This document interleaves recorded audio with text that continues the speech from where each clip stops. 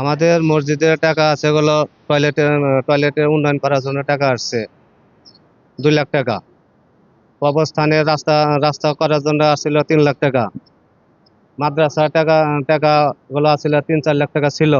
ওনার ওইগুলো টাকা হিসাব চাইলে পারে উনি উত্তেজিত হওয়া যায় আমাদের উপরে।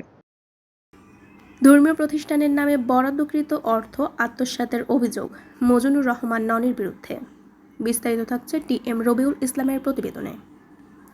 সিরাজগঞ্জ জেলার রায়গঞ্জ উপজেলার ধিনপাঙ্গাসী ইউনিয়নের ৩ নম্বর ওয়ার্ডের নারায়ণ সালুয়া গ্রামে মসজিদ, কবরস্থান ও মাদ্রাসার হিসাব চাওয়াকে কেন্দ্র করে উত্তেজনা সৃষ্টি হয়েছে ধর্মপ্রাণ মুসলিমদের মধ্যে। স্থানীয় মুসল্লিরা অভিযোগ করেছেন, দীর্ঘদিন ধরে দায়িত্ব পালনকারী মসজিদ, কবরস্থান কমিটির সভাপতি ও মাদ্রাসার উপদেষ্টার বিরুদ্ধে বিভিন্ন অনুদানের টাকার হিসাব না দেওয়ার অভিযোগ রয়েছে।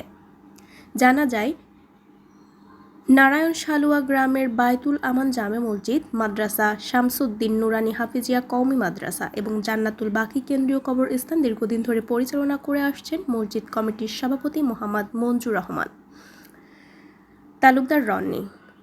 এলাকাবাসীর দাবি, মসজিদে এসি ক্রয়ের, অজুখানা নির্মাণের জন্য সংগৃহীত অনুদান, কবরস্থানের ভিতরে রাস্তা নির্মাণের জন্য প্রাপ্ত সরকারি অনুদান সহ বিভিন্ন খাতে সংগৃহীত টাকার হিসাব চাওয়া হচ্ছে দীর্ঘদিন ধরে, কিন্তু তিনি কোনো হিসাব দেননি। এলাকাবাসী জানান, গত শুক্রবার জুম্মার নামাজের পর মসজিদের বিষয়ে একটি ঘোষণা দিতে গেলে মোহাম্মদ আলম তালুকদারকে সভাপতি মঞ্জুর রহমান তালুকদার ননি অকথ্য ভাষায় ধমক দেন ও গালিগালাজ করে ভয়ভীতি দেখিয়ে চলে যান। এ সময় তাদের মধ্যে বাকবিতণ্ডা সৃষ্টি হয়। এরপর শনিবার রায়গঞ্জ থানায় মামলা দায়ের করেন মজনুর রহমান তালুকদার ননি। মামলায় 1 নম্বর আসামি করা হয়েছে আলম তালুকদার, 2 নম্বর আসামি লতিফ তালুকদার এবং 3 নম্বর আসামি ফরিদুল ইসলাম শেখ।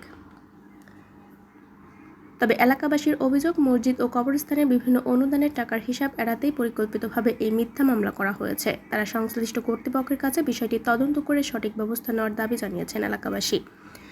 আরও বিস্তারিত জানতে চোখ রাখুন জাতীয় দৈনিক অভয়নগর পত্রিকায়।